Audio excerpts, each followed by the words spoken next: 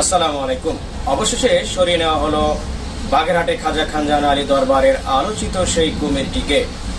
মূলত বাগেরহাট জেলা প্রশাসকের নির্দেশে সুন্দরবন বন্যপ্রাণী সংরক্ষণের দায়িত্বরত একটি প্রতিনিধি দল সকাল থেকে কিন্তু খাজা খানজাহান আলী দরবারের দিকে অভিযান পরিচালনা করছেন, কঠোর পরিশ্রম করছেন। দুঃসাহসিক এই অভিযানটি কিন্তু অবশেষে সফলতার মুখ দেখেছে, অর্থাৎ আলোচিত সেই কুমিরটিকে ধরতে সমর্থ হয়েছে এবং অত্যন্ত সতর্কতার সাথে সুন্দরবনের কুমির প্রজনন কেন্দ্রে নিয়ে যেতে সমর্থ হয়েছে।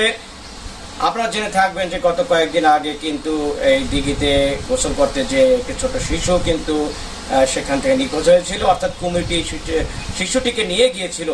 ঘটনাটি ঘটার পরে কিন্তু সারা বাংলাদেশে তোলপাড় হয়েছে, অর্থাৎ মানুষ কিন্তু ক্ষোভে দুঃখে ফেটে পড়েছিল। অর্থাৎ এই যে খাজা খানজাহান আলী দরবারকে কেন্দ্র করে শত শত বছর যাবৎ কিন্তু এই কুমিরকে নিয়ে জনগণকে ঠকানো, অর্থাৎ কুমিরকে নিয়ে যে ব্যবসা সেটা কিন্তু চলছিল এবং মানুষ সবাই চেয়েছিল যে এই যে খাজা খানজাহান আলীর দিঘিতে কুমিরটিকে সরিয়ে নেওয়া হোক, যাতে করে সাধারণ মানুষ অর্থাৎ সেখানে যেন নির্বিঘ্নে মাজারে যেতে পারে।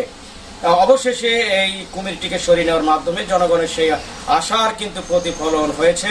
অসংখ্য ধন্যবাদ জানাচ্ছি বাগেরহাট জেলা প্রশাসককে।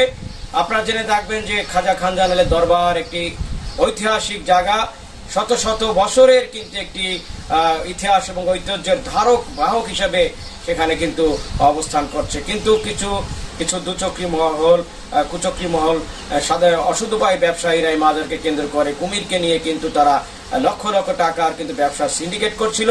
এই কুমিরটিকে সরিয়ে নেওয়ার মাধ্যমে কিছুটা হলেও সেটা কিন্তু বন্ধ হবে। আমরা আশা করব যারা জেলা প্রশাসকের দায়িত্ব রয়েছে, খাজা খানজাহান আলী দরবারের দায়িত্ব